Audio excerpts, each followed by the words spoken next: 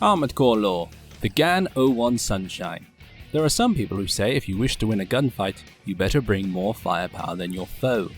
The GAN01-SUNSHINE is a prime example of this. It's a craft that just oozes the standards you expect from GA craftsmanship.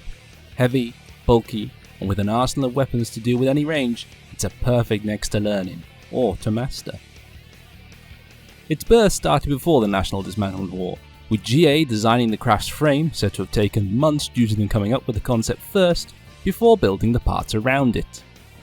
From here, the GAN01-SUNSHINE would make its mark as the main next of GA forces during the National Dismantlement War, and would be even used in the Lynx War by Lynx such as Anatolia's Mercenary as one of their choices for a first next, and Menuru with her version, Primitive Light.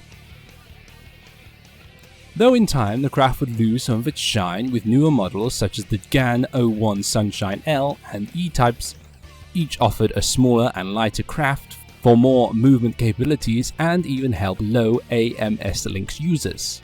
But simply because something is old does not make it unusable, for the GAN01-SUNSHINE has a lot to offer any Lynx. Its high AP means it can last in a fight, and the great resistance to solid ammunition is very useful against groups of MTs who favour missiles and cannons.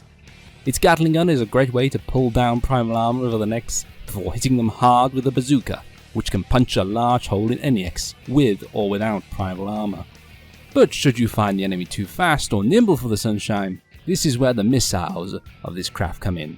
You may have seen from the footage I did fall back on these missiles a lot for faster foes, which is because they have great tracking, and their damage is enough to take down even the #1 original. The Pallet 01 must be praised here, as it does its job well on the Sunshine, giving the craft a chance to attack fast foes, while a Lynx readjusts to get a clear shot with the arm weapons. That said, I cannot go on without praising the other missiles that come with the Sunshine. The Deadborn 02.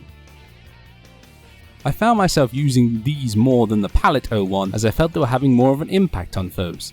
Not having to hit the target directly but explode near them meant they worked well to damage a next I simply could not keep up with, or to stop them from quick boosting to sidestep a bazooka shot. But with all this said, we also have to focus on the weaknesses of this craft. The first and the most obvious is the accuracy of this next. It has powerful weapons, but I've found most of my shots either going off target or being avoided by faster crafts. I say this after piloting the craft, unmodified and modified for a few hours, running it through some missions, training and simulation fights. It's not fair to blame the Sunshine completely, as the bazooka doesn't have the best accuracy to begin with, but the craft itself, if left unmodified, has low aim precision at only 51 if no FPS memory is invested, and has a maximum of 56 if invested in. It leaves a Lynx little choice but to get close to their target, which in turn opens up more weaknesses of the craft. I would say the experience of piloting the GAN01-SUNSHINE is not fast paced, but you can't treat this craft like a tank either. For even with its high resistance to ballistics and high AP, other necks can quickly rack up the Sunshine repair bills, thanks to its weak primal armour. I often found myself very quickly without it in most next fights, forcing me to take cover or to take to the sky to avoid being filled with holes, which in itself shows another weakness of this craft. It may have a high energy generator, giving it more energy than it really needs, but dashing and flying with this craft is all about management. The Sunshine requires a Lynx to look after its energy, as yes, you can fly with this bulky machine and rain down some very damaging missiles from its 2 back weapons. But the craft is not going to be up there for long, and quick dashing is the same story. Do too much of either, and you'll be a heavily armoured sitting duck. Speaking of sitting, another weakness of the Sunshine is its very poor energy weapon defense and speed. It would only be fair to say that a fast foe with energy weapons can drop this craft faster than a tank falling from the sky. I would strongly advise against fighting against necks like Critique, as the fight is dangerous and getting too close will lead to a quick death for the GAN01-SUNSHINE. For such necks you really need to rely on luck or keeping out of range and using missiles to take them down. But you know, even with all this, and newer Sunshine series offering more improvements, this craft is a pleasure to pilot.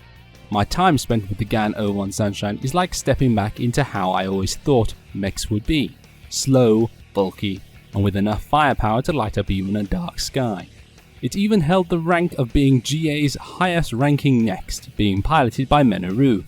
Only changing the back weapons, it became GA's ace in the whole. A title I believe is not bad for a machine some would call a relic or outdated.